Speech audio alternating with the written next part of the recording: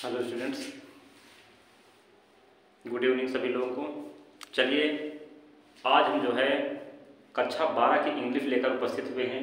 तो कक्षा 12 की इंग्लिश में काफ़ी बच्चों की मांग है कि पैसिव वॉइस पढ़ाए जाएं, ठीक है। तो चलिए आज हम वॉइस के संबंध में चर्चा करेंगे बिना देरी किए हुए। वॉइस, इनको हम हिंदी में वाच्य कहते हैं। क्या कहते हैं? वाच्य। वॉइस जो होती हैं इनको हिंदी में वाच्य कहते हैं। तो हम चलिए आज वाच्य परिवर्तन सीखेंगे, ठीक है ना। तो वाच्य परिवर्तन कैसे करते हैं वो आपको मैं बताने वाला हूँ कि वॉइस जो होते हैं, वॉइस परिवर्तन ये आपकी इंग्लिश में दो प्रकार से होते हैं। कहने मतलब इसके जो प्रकार होते हैं वो दो प्रकार होते हैं, ठीक है। एक को हम बोलते हैं एक्टिव वॉइस, एक्टिव वॉइस, एक को बोलते हैं पैसिव वॉइस, ठीक है ना।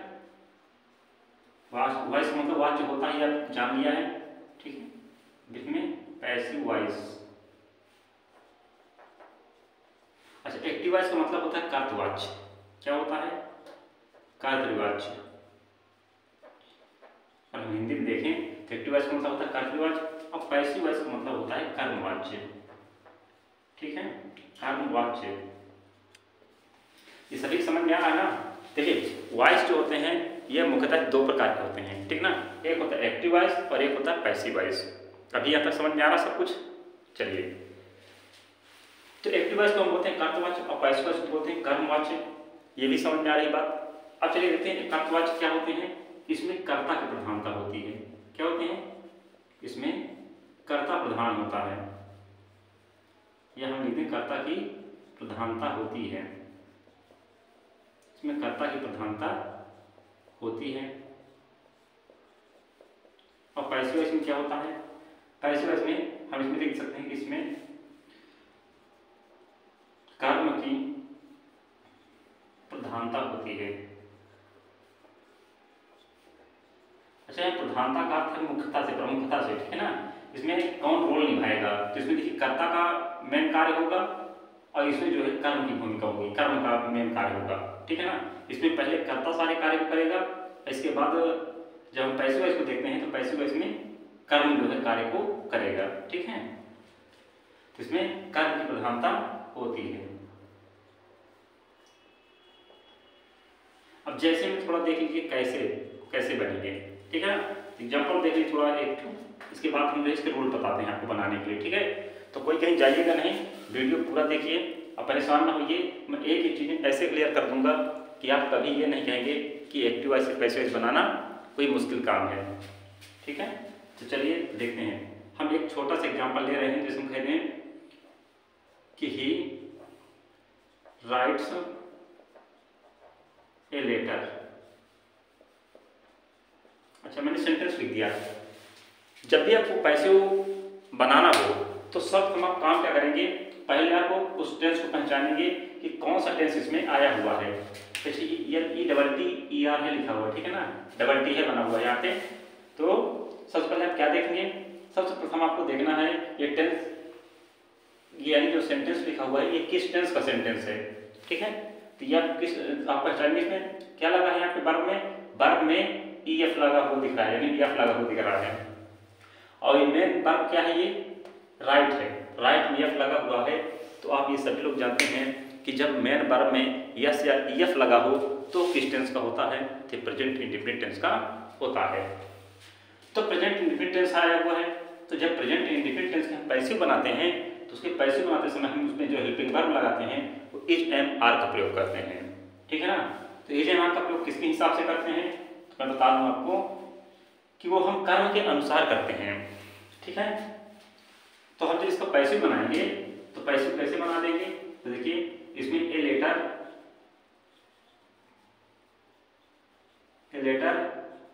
इज, अब राइट हो जाएगा रिटन बाई, ही का हो जाएगा हिम। अब चलिए मैंने एक्टिव वॉइस से पैसिव वॉइस बना दिया। अभी आपके समझ में ना आया होगा, जो बच्चे थोड़ा कमजोर हैं पढ़ाई में या इंग्लिश में उनके समझ में ना आया होगा, और जो स्टूडेंट इनको पढ़ चुके होंगे उनको आसानी समझ में आ गया होगा, ठीक है। तो आइए हम देखते हैं कि बनाया कैसे हमने इसको। तो मैं बता दूं इसमें जो है कर्ता की प्रधानता होती है। इसमें जो इसकी स्ट्रक्चर होगी, एक्टिव वॉइस की जो स्ट्रक्चर होगी कैसे होगी, पहले सब्जेक्ट होगा, इसके बाद हेल्पिंग वर्ब हो सकती है, नहीं है तो इसमें यस या ईएफ लगा हुआ दिख सकता है आपको, यस या ईएफ लगा होगा। इसके बाद होगा आपकी मेन वर्ब होगी, जो वर्ब होगी हम इसे मेन वर्ब न लिखे, वर्ब केवल लिखे दे रहे हैं, वर्ब होगी, वर्ब की फर्स्ट फॉर्म हो सकती है, आईएनजी फॉर्म हो सकती है, ठीक है। और फिर इसके वर्ब के बाद आपका ऑब्जेक्ट लगा हुआ दिखेगा, ठीक है। अच्छा, एक्टिव वॉइस जब पैसिव वॉइस बनाया जाता है तो उसमें आपको 3 चीज़ें ध्यान में रखनी होती है। वो 3 चीज़ें क्या क्या हैं तो मैं आपको बताऊं कि 3 चीज़ें हैं, जैसे इसमें सब्जेक्ट, वर्ब और ऑब्जेक्ट, इन तीनों को सर्च करना होता है आपके सेंटेंस में। दिए गए सेंटेंस में सब्जेक्ट, वर्ब और ऑब्जेक्ट खोजा जाता है, क्योंकि इन्हीं के माध्यम से हम पैसिव आसानी से बना लेते हैं। और ये ट्रिक भी है कि सेंटेंस चाहे कितना भी लंबा आया हो, उसमें आपको देखना क्या है, सब्जेक्ट ढूंढना है, वर्ब ढूंढना है और ऑब्जेक्ट ढूंढना है, और शेष सेंटेंस को जो कहते हैं रख दिया जाता है, ठीक है। तो इसमें आपको लोड लेने की जरूरत नहीं है दिमाग में कि आप सोचें कि पैसिव वॉइस कैसे बनाए जाते हैं, ठीक है। तो ज़्यादा परेशान होने की जरूरत नहीं है, आसानी से लोग कीजिए, ठीक है। चलिए, तो मैंने यहाँ पे इसकी स्ट्रक्चर बनाई कि इसका जो फार्मूला होगा वो कुछ इस प्रकार से होगा। ये जो बना हुआ दिखेगा आपको, ये एक्टिव वॉइस होगा। अब चलिए देखते हैं पैसिव वॉइस का फार्मूला क्या होगा। अब इसमें देखिए सब्जेक्ट पहले है, इसमें जो बना हुआ है देखिए यहाँ पे ही पहले आया है और ये लेटर बाद में था, इसमें ए लेटर पहले आया है और ये ही जो है हिम के रूप में बाद में चला गया। तो इसमें एक चीज आपको साफ साफ दिख रही होगी कि इनमें होता क्या है, कर्ता कर्म के स्थान पर चला जाता है और कर्म जो है कर्ता के स्थान पर आ जाता है, ठीक है। तो आइए देखिए इसमें कैसे बनेगा। इसमें सबसे पहले ऑब्जेक्ट बनेगा, फिर हेल्पिंग वर्ब बनेगी, हेल्पिंग वर्ब के बाद आपकी मेन वर्ब बनेगी जिसकी थर्ड फॉर्म का प्रयोग करेंगे, और फिर उसके बाद बाई लगेगा। अब बाई के बाद आप जो है सब्जेक्ट लगा देंगे ऑब्जेक्ट रूप में, सब्जेक्ट का ऑब्जेक्ट कर देंगे, ठीक है। सब्जेक्ट का ऑब्जेक्ट बना देते हैं, ठीक है। यानी सब्जेक्ट पूरा जो करके नहीं रखा जाएगा, जैसे ही आए तो ही का हिम बन जाएगा, अगर यहाँ पे यू आया होता तो यहाँ पे यू हो जाता, और यदि यहाँ पे आई होता तो यहाँ मी हो जाता, ठीक। और यहाँ पे अगर वी होता तो यहाँ पे आस हो जाता, ठीक। तो ऐसे परिवर्तन हो जाएंगे। तो इनके फार्मूला देख लीजिए, और ये फार्मूला पे नोट करने योग्य हैं, इनको दोनों को नोट कर लीजिए, यही आपके वैसे पैसिव वॉइस बनाने में आपकी मदद करेंगे। अब देखिए, अब हमको और रूल लिखाएंगे, तो चलिए इसको नोट कर लीजिए, और ऐसे रूल लिखाएंगे जिसके माध्यम से आप बहुत ही जल्दी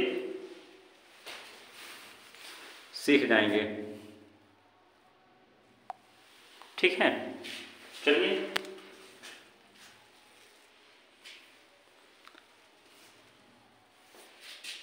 चलिए देखते हैं आगे।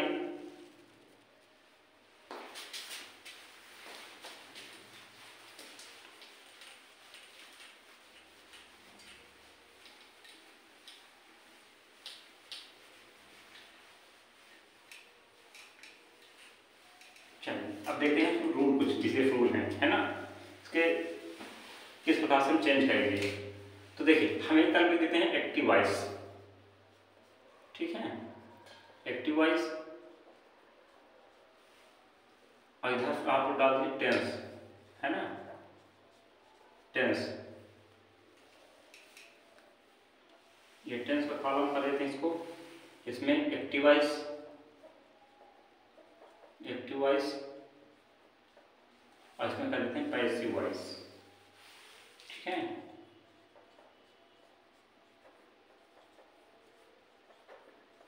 पैसिव वॉइस, तो आइए हम इसको जो है बड़े आराम से देख लेते हैं एक बार, इसके बाद हम जो है उसको रूल सिखा रहे हैं एग्जाम्पल के माध्यम से, ठीक है। कुछ एग्जाम्पल के माध्यम से आप देखेंगे। सबसे पहले हम इसको देख लेते हैं क्या क्या परिवर्तन करना है। जब हम एक्टिव वॉइस से पैसिव वॉइस बनाएंगे तो क्या क्या परिवर्तन करना है। तो एक चीज हमें ध्यान देना है टेंस को, दूसरा बात इसमें एक्टिव वॉइस आया है किस टेंस में, और ये पैसिव वॉइस। चलिए सभी लोग जानते होंगे, अगर जिन बच्चों ने ट्रांसलेशन सीखा है, हिंदी यानी हिंदी टू इंग्लिश ट्रांसलेशन सीखा होगा, उन्हें सब कुछ पता होगा यहाँ पे लेकिन जिनको नहीं पता है या जिनको पता है सभी लोग आराम से देखिए, सबको पता हो जाएगा। ठीक है, तो चलिए पहले देखते हैं इसमें पैसे वाइज बनते कितने टेंस के हैं। तो हाँ, ये भी एक बात जो है इंपॉर्टेंट है। तो मैं बता दूं, आपको 8 टेंस के ही पैसे बनाने हैं, क्योंकि 8 टेंस के पैसे बनाए जाते हैं और 4 के पैसे नहीं बनते हैं। क्योंकि सभी लोग जानते हैं कि टेंस 3 प्रकार के होते हैं, प्रेजेंट, पास्ट और फ्यूचर। तो प्रेजेंट के 4 भेद होते हैं और पास्ट के भी 4 भेद होते हैं और फ्यूचर के भी 4 भेद होते हैं। तो इनमें से किनके किनके पैसे वाइज नहीं बनाने हैं वो भी मैं आपको अभी यहाँ बताऊंगा। तो चलिए पहले देखते हैं। नंबर 1 में हम प्रेजेंट इंडेफिनिट देखेंगे। Present indefinite,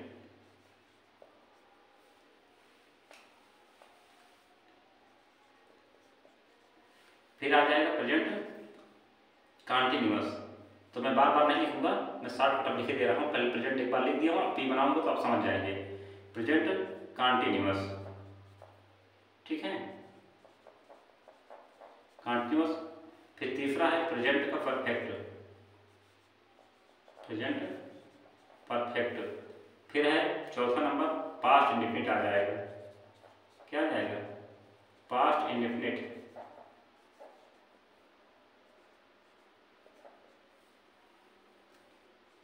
past indefinite. फिर पांचवा आ जाएगा past continuous.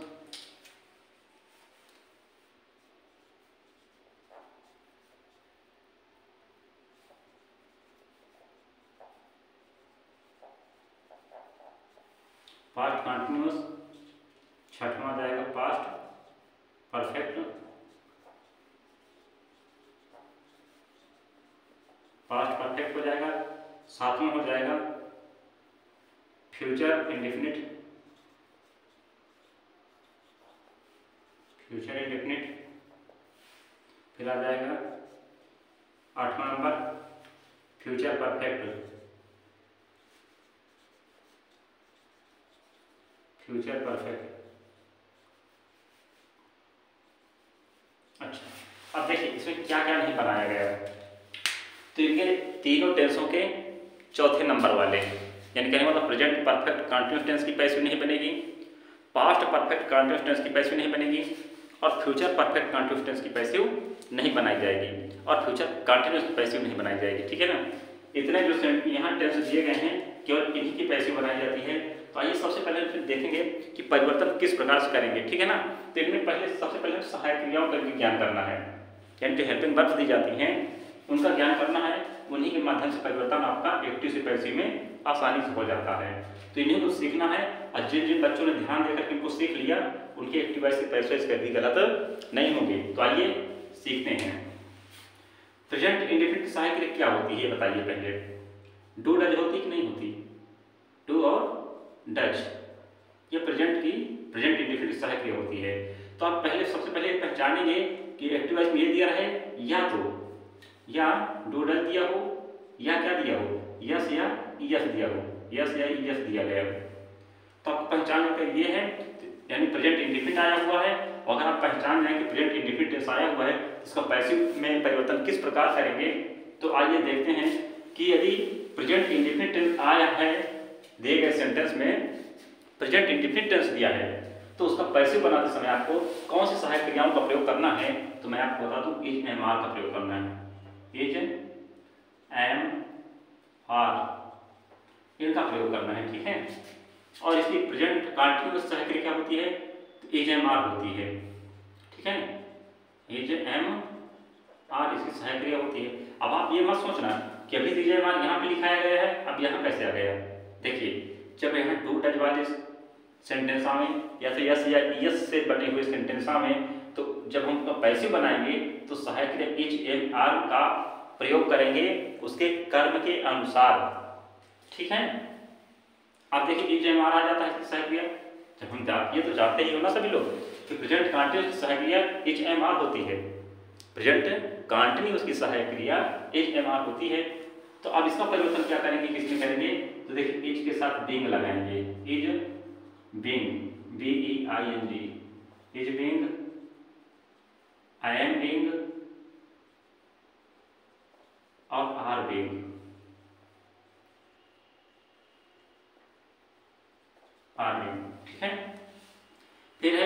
Perfect. Present perfect सहायक क्रिया क्या होती है? तो सभी लोग जानते हैं कि हैज हैव होती है। क्या होती है? हैज और हैव होती है। और सहायक क्रिया जब हम पैसिव बनाते हैं इसी का, तो हैज बीन और हैव बीन बन जाती है। क्या बन जाती है? हैज बीन और हैव बीन बन जाती हैं। पास्ट इंडेफिनिट सहायक क्रिया होती है डिड। क्या होती है? डिड। बदल जाता है किसमें? वाज वेयर में। किसमें बदल जाती है? वाज और वेयर में, WERE। और यदि पास्ट कंटिन्यूस आया है तो पास्ट कंटिन्यूस सहायक क्रिया होती है वाज वेयर। जिस प्रकार से भी आपने प्रेजेंट में परिवर्तन किया है, सेम उसी प्रकार का परिवर्तन पास्ट में भी आपको देखने को मिलेगा। तो यहाँ आ जाएगा वाज वेयर। इसकी सहायक क्रिया क्या हो जाएगी? Was being were being. क्या हो जाएगी? सेम ऊपर वाले जैसे मैटर इसमें भी दिख रहा है आपको, वाज बीइंग वेयर बीइंग।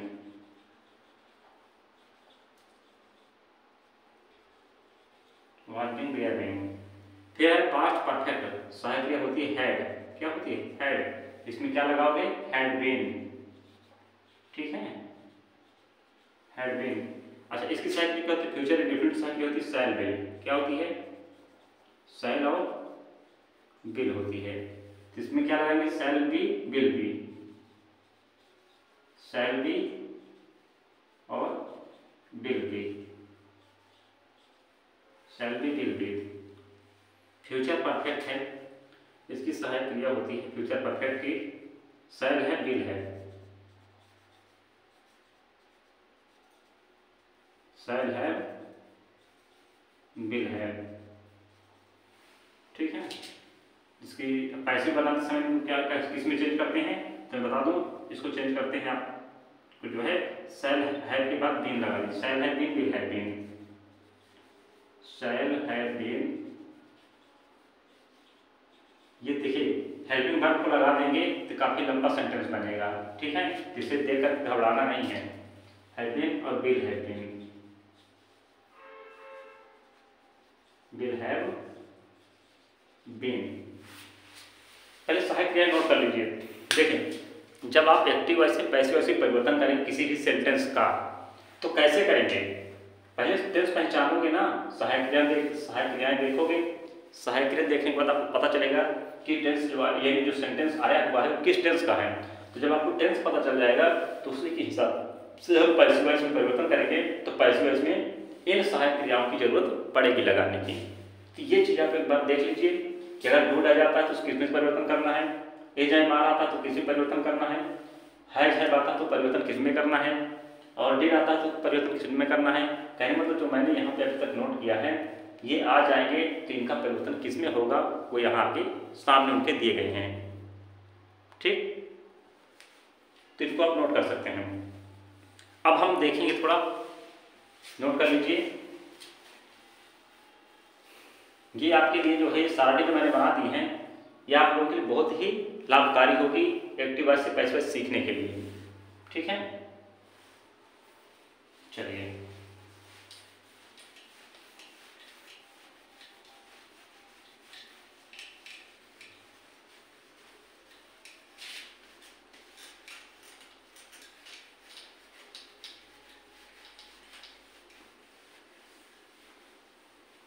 अब एग्जाम्पल बोलेंगे और आप करेंगे।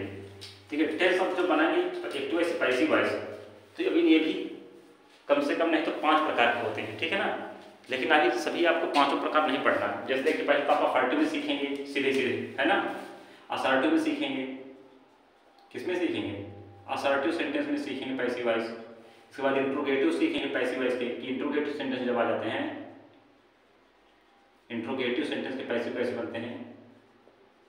इसके बाद इंट्रोगेटिव बाद आ जाता है इंपरेटिव आ जाता है। इंपरेटिव का बनाओगे, है ना, इंपरेटिव सेंटेंस का। फिर है एक्सक्लेमेटरी सेंटेंस का, एक्सक्लेमेटरी सेंटेंस का, एक्सक्लेमेटरी सेंटेंस का, और एक्सक्लेमेटरी बाद है आता है ऑप्टेटिव। यानी कहीं मतलब इतने सेंटेंस हैं ऑप्टेटिव सेंटेंस। इन सभी में आपको जो है एक्टिव वॉइस से पैसिव वॉइस सीखना है। तो सबसे पहले हमें जो है सीखना इसमें इसके बाद सीखेंगे इसमें और उसके बाद सीखेंगे इसमें। इन दोनों को सीखना जरूरी नहीं है, या आपके परीक्षा में शायद क्वेश्चन नहीं बनेंगे, यही 3 में से बनेंगे। ठीक है, तो ज़्यादा डीपली नहीं पढ़ना है आपको, जो आपके बोर्ड एग्जाम में पूछे जाएंगे केवल उन्हीं का ध्यान में कराना है आपको। ठीक है, तो आइए सीखते हैं कि पहले सबसे पहले ऑपरेटिव सेंटेंस से बनने वाले पैसिव वॉइस कैसे आते हैं वो हमें सीखना है। तो चलिए अब आपको सूत्र का ध्यान देना है ना। मैं फार्मूला यहाँ पे लिखे दे रहा हूँ, देखिए subject plus HB plus V first plus object को चेंज करना है, object plus HB plus verb third plus by और प्लस सब्जेक्ट में बदलना है। ये आपका एक्टिव वॉइस में दिया गया है, ये आपका पैसिव वॉइस में दिया गया है। 3 ही हिसाब से आपको परिवर्तन करना है, इनको जरा बस दिमाग में बैठा लेना। ठीक है, तो आइए अब शुरू करते हैं एग्जाम्पल से। ठीक है ना, मैं थोड़ा पेन चेंज कर लूँ।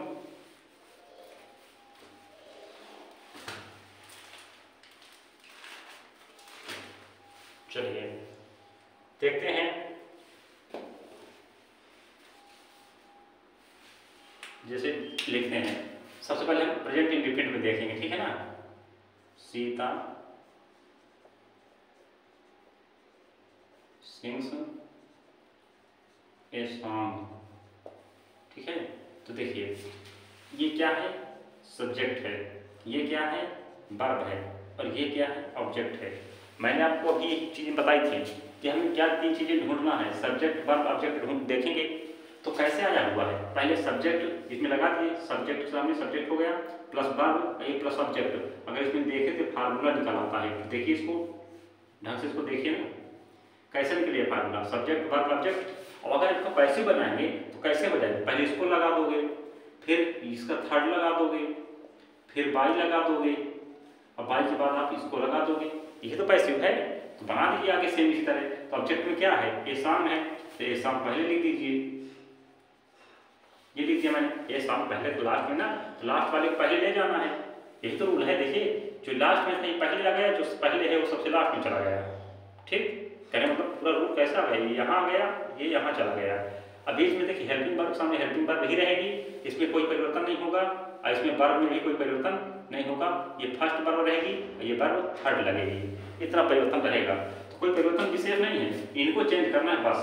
तो ए शाम को हमने पहले कर दिया, अब बीच में जो हेल्पिंग वर्ब है, तो देखिए हमने बताया था कि अगर यस या यस आ जाए, तो देखिए यहाँ वर्ब में यस लगा हुआ है, तो आप सहायक में इज एमआर के हिसाब से इज लगा लोगे, क्योंकि एक वचन ना, ए शाम मतलब एक गीत, ए शाम का मतलब क्या होता है, एक गीत।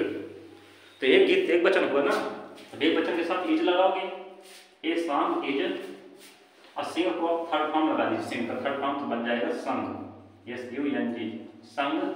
इसके बाद हमने कहा बाई लगा देना थर्ड फॉर्म के बाद, तो यहाँ जोड़ दीजिए बाई, फिर लिखा है ऑब्जेक्ट, तो वो सब्जेक्ट बनाना है, तो सब्जेक्ट क्या था, सीता, तो आप लिख देंगे ना सीता, ये बन गया। अब बताइए किसको समझ में नहीं आ रहा है, बताओ, जिसके समझ में ना आ रहा हो वो आराम से कमेंट कर सकता है, हम उसे दोबारा समझा देंगे। ठीक है, तभी आप इसको देख लीजिए।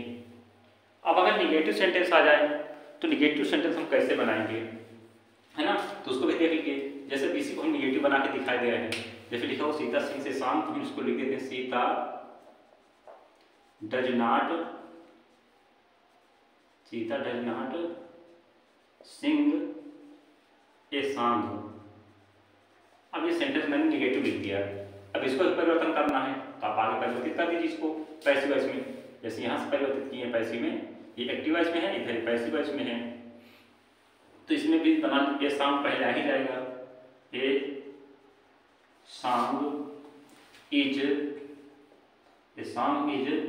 अब जो हाँ इज, इसके बाद नॉट लगा दीजिए, क्योंकि इसमें नॉट आया था ना, डज नॉट है, इसमें इज नॉट, क्या बना लोगे, सॉन्ग इज नॉट।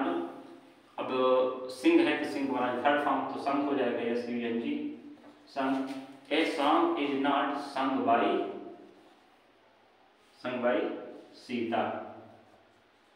अब बताइए किसको समझ में नहीं आ रहा, समझ आ रहा है। अब अगर हम इसी का एक प्रश्नवाचक बना लें, ये हो गया आपका अफर्मेटिव, ठीक है, अफर्मेटिव, ये हो गया निगेटिव, एक बनाएंगे आपका इंटरोगेटिव, है ना। ए से अफर्मेटिव, एन से निगेटिव, आई से इंट्रोगेटिव। तो इंट्रोगेटिव कैसे बनाओगे? तो हो जाएगा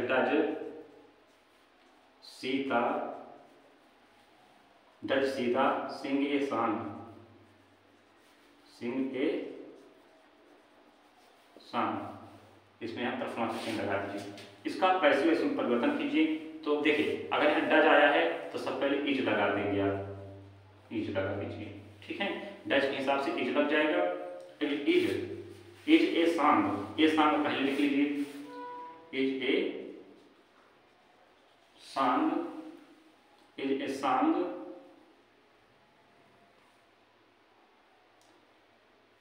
sung by Sita, is a song sung by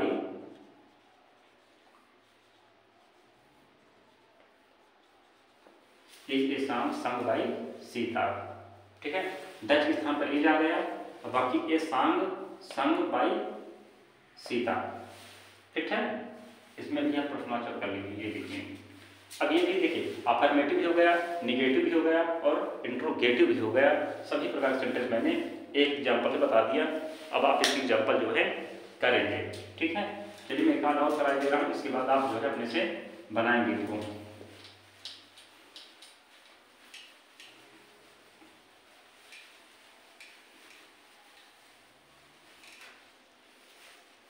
चलिए 4-6 क्वेश्चन करा देता हूँ, इसके बाद आप लोग स्वयं से जो है करेंगे।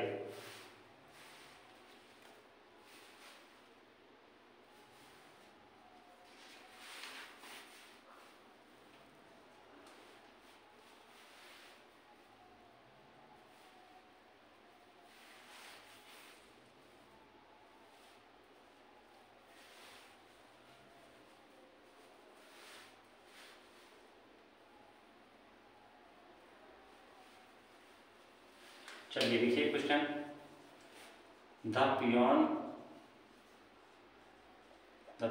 Is ringing the bell, ringing the bell. Bell means होती घंटी, ठीक है ना, यानी चपरासी घंटी बजा रहा है। The peon is ringing the bell. अब आप इसको परिवर्तन करेंगे, तो चलिए कर दीजिए परिवर्तन। तो मैंने बताया सबसे पहले आप ऑब्जेक्ट को लगाएंगे। ऑब्जेक्ट ये है, वर्ब ये है और कर्ता ये है। ये तो आपकी सहायक क्रिया हो गई, है ना। और जिसमें मैंने बताया था जिस सेंटेंस में इज एम आर आ जाए तो उसका परिवर्तन किसमें करेंगे? Is being, am being, are being में परिवर्तन करेंगे। तो इसके साथ बीइंग जोड़ना पड़ेगा। तो चलिए पहले लिखिए द बेल, पैसिव वॉइस बनाइए, द बेल इज बीइंग, इसके साथ बीइंग जोड़ोगे ना, क्योंकि इज आई सहायक तो बीइंग लगेगा पैसिव वॉइस बनाते समय। इज बीइंग क्या बन जाएगा? द बेल इज बीइंग रंग, रिंग कब क्या बनाओगे? रंग बन जाता है, रंग बाई द पियोन, पियोन, ठीक है। ये बन गया। अब आप भी बनाएंगे। चलिए मैं आपको कुछ क्वेश्चन दे दूंगा जिनको आपको बनाकर दिखाना है, ठीक है।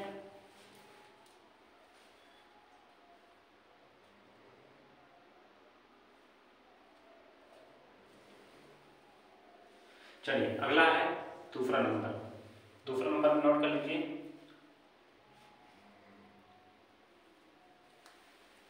इसको आपको बना के दिखाना है।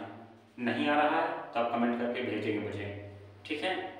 They are not wasting my time, they are not wasting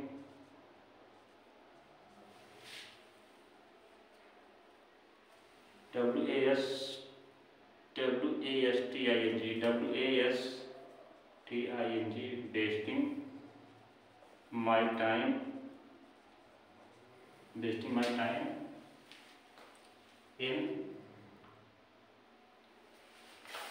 gossips,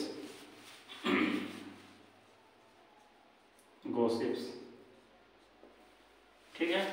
ये निगेटिव सेंटेंस है, इसको आपको बनाना है, ठीक है ना। आगे इसमें सब्जेक्ट पहचानिए। सब्जेक्ट है आपका, ये हेल्पिंग वर्ब है, ये नॉट है, ये वेस्टिंग आपकी मेन वर्ब है ना, वेस्टिंग माय टाइम, और इसका गॉसिप्स, ठीक है। तो चलिए ये आपको बड़ा दिख रहा होगा तो मैं इसको बनवा दे रहा हूँ, ठीक है। फिर अगला जो है मैं आपको होमवर्क के लिए कुछ क्वेश्चन देने वाला हूँ।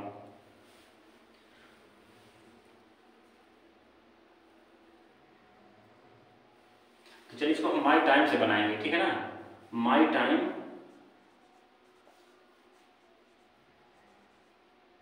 माई टाइम, हाँ माई टाइम बन गया। अब आपकी सहायक क्रिया लगाना है, तो इसमें क्या है आपको है आर, इसमें लग जाएगा is. My time is not, अब वेस्टिंग को आप बनाए थर्ड फॉर्म तो वेस्टेड हो जाएगा, WASTED, wasted, wasted. Gossips, wasted के बाद गॉसिप्स आपको लगा देना है।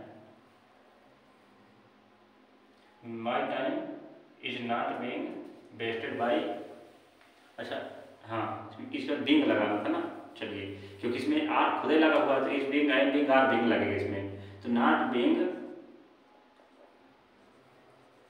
नॉट बीइंग वेस्टेड, वेस्टेड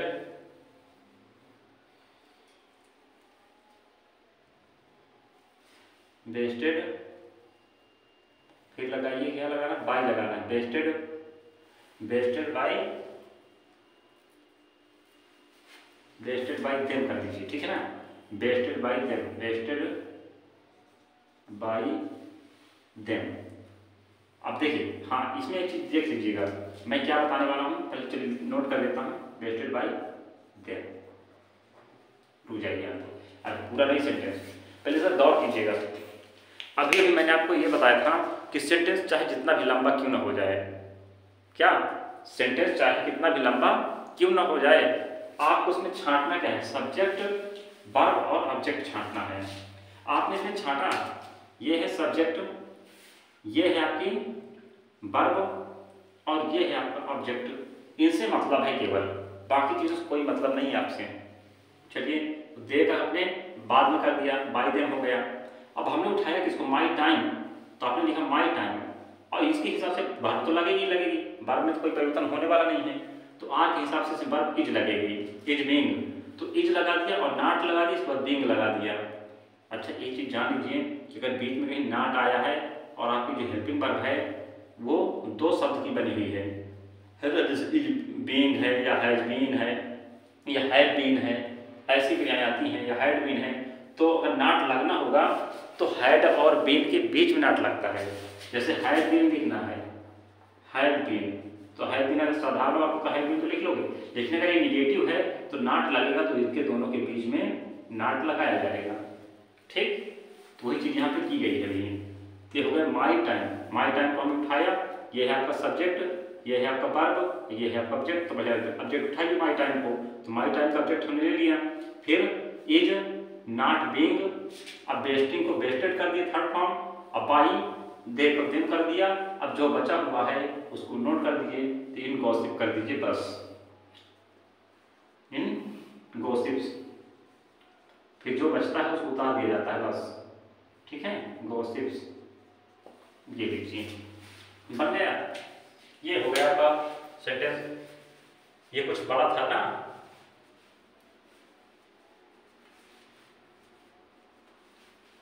चलिए और एक आध दो मैं आपको होमवर्क लिए दे रहा हूँ, आप इसको कर लाइएगा। चलिए तीसरा नंबर नोट करिए,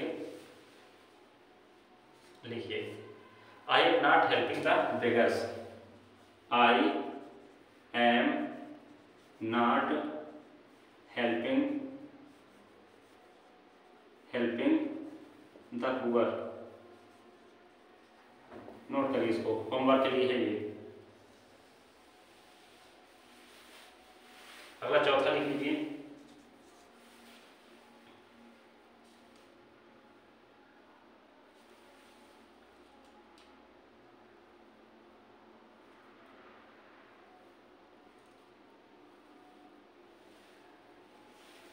they are not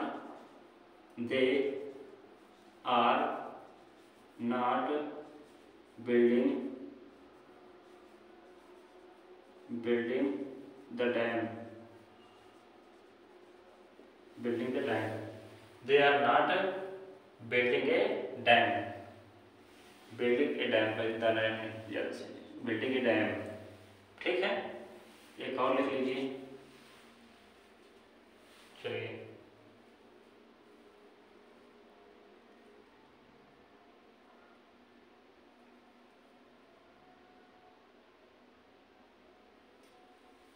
we are planning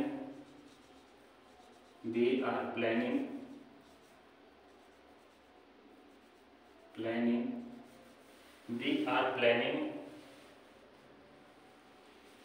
5-year plan 5-year plan